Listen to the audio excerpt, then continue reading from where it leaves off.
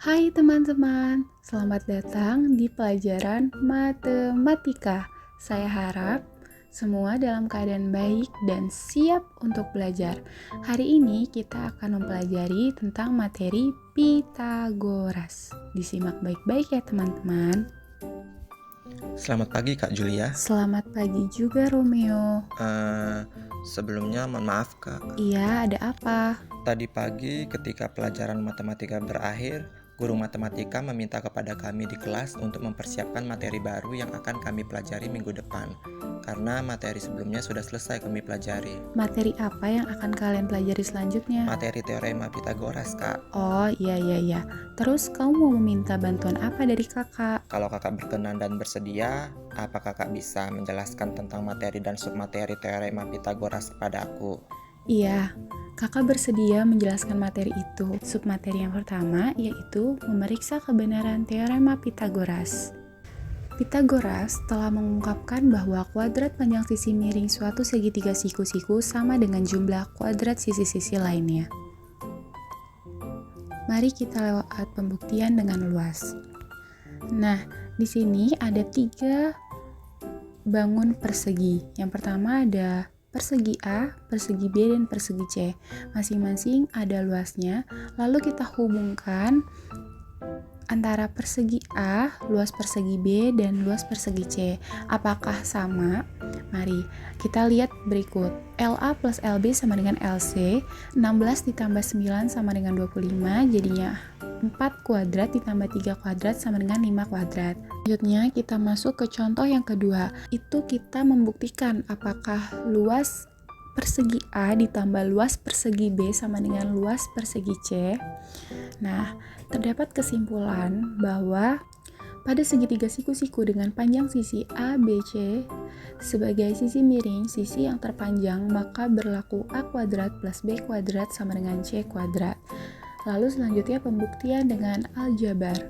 Luas persegi besar sama dengan luas persegi kecil ditambah 4 dikali luas segitiga kuadrat plus 2AB. A kuadrat plus B kuadrat sama dengan C kuadrat plus 2AB dikurang 2AB. A kuadrat plus B kuadrat sama dengan C kuadrat. Nah, selanjutnya rumus A kuadrat plus B kuadrat sama dengan C kuadrat ini dikenal sebagai teorema Pitagoras, yang mana kuadrat sisi miring sama dengan jumlah kuadrat sisi siku-sikunya. Yang dimaksud dengan sisi miring itu adalah C. Untuk sisi miring itu C, untuk sisi depan B A dan B. Keterangan sisi miring atau hipotenusa terletak di depan sudut siku-siku.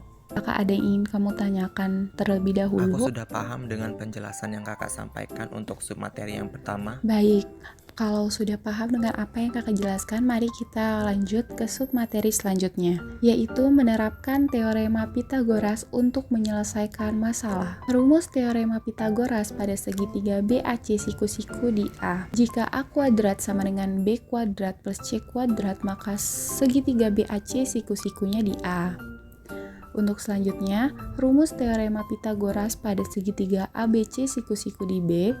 Jika B kuadrat sama dengan A kuadrat plus C kuadrat, maka segitiga ABC siku-sikunya ada di B. Selanjutnya, rumus teorema Pitagoras pada segitiga ABC siku-siku di C. Jika C kuadrat sama dengan A kuadrat plus B kuadrat, maka segitiga ACB siku-siku di C. Untuk submateri yang kedua ini, apakah kamu sudah paham? Sejauh ini, aku masih paham dengan penjelasan yang kakak sampaikan. Kakak bisa melanjutkannya kembali. Baik, mari kita lanjut ke submateri ketiga, yaitu menentukan jenis segitiga. Jenis segitiga jika dilihat dari besar sudutnya, segitiga siku-siku, segitiga lancip, segitiga tumpul, salah satu sudutnya tumpul. Mari kita membahas pertama, segitiga siku-siku. Jika C kuadrat sama dengan A kuadrat plus B kuadrat, maka segitiga tersebut siku-siku. Berikut gambar segitiga siku-siku. Selanjutnya, segitiga lancip. Jika C kuadrat kurang dari A kuadrat plus B kuadrat, maka segitiga tersebut lancip. Berikut gambar segitiga lancip. Dan terakhir ada segitiga tumpul. Jika C kuadrat lebih dari A kuadrat plus B kuadrat, maka segitiga tersebut tumpul. Berikut gambar segitiga tumpul. Untuk submateri yang ketiga ini, apakah ada yang ingin kamu tanyakan? Aku masih paham, Kak. Selanjutnya kakak akan masuk ke submateri yang keempat, yaitu menemukan dan memeriksa triple Pitagoras. Triple Pitagoras adalah kelompok 3 bilangan yang memenuhi persamaan rumus Pitagoras. Contoh pertama, jadi 3, 4, 5 adalah triple Pitagoras. Selanjutnya menentukan perbandingan sisi-sisi pada segitiga siku-siku sama kaki. Misalnya, segitiga siku-siku sama kaki dengan panjang kakinya sama dengan A. Mari lihat gambar berikut. Yang ditanyakan adalah S-nya berapa? S sama dengan A akar 2. Selanjutnya rumus segitiga siku-siku sama kaki.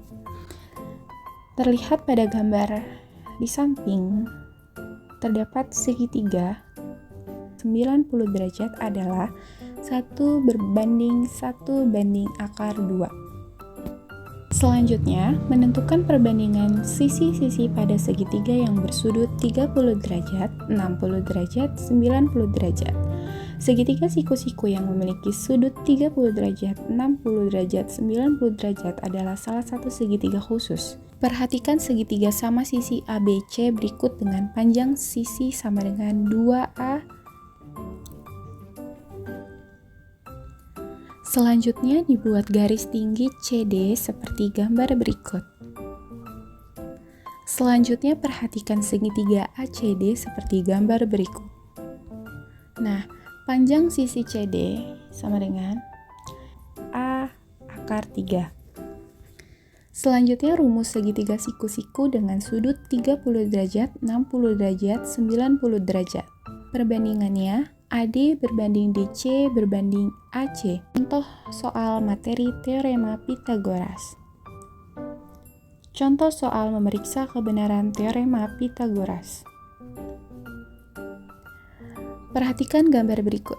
Panjang AB adalah titik-titik-titik. Jawab sama dengan akar dari 64, AB sama dengan 8 cm.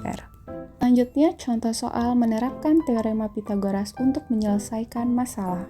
Contoh pertama, sebuah mobil melintas sejauh 9 km ke arah utara, kemudian belok ke arah barat sejauh 12 km. Jarak yang dilalui mobil dari titik awal adalah, jawab AC sama dengan 15 cm. Selanjutnya, contoh kedua. Sebuah segitiga ABC siku-siku di B, di mana BC sama dengan 12 cm dan AB sama dengan 16 cm. Panjang AC adalah, jawab, AC sama dengan akar dari 400, AC sama dengan 20 cm. Selanjutnya, contoh soal menentukan jenis segitiga.